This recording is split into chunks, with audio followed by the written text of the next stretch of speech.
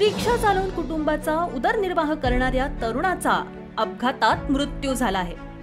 रात्रीच्या सुमारास रिक्षातून प्रवासी घेऊन जात असताना अज्ञात वाहनाने धडक दिल्याने झालेल्या अपघातात रिक्षा चालक तरुणाचा मृत्यू झाला, तर रिक्षात बसलेले 3 जण जखमी झाले आहेत। हा अपघात पहूर ते जामनेर या रस्त्यावर घडला। जामनेर मधील रहिवासी असलेला हेमंत समाधान माळी वय वर्ष 25 असा अपघातात मृत्यू झालेल्या रिक्षा चालकाचं नाव आहे। जामनेर शहरात आई वडील आणि 2 बहिणी यांच्यासह तो वास्तव्यास होता। रिक्षा चालवून तो कुटुंबाचा उदरनिर्वाह करत होता।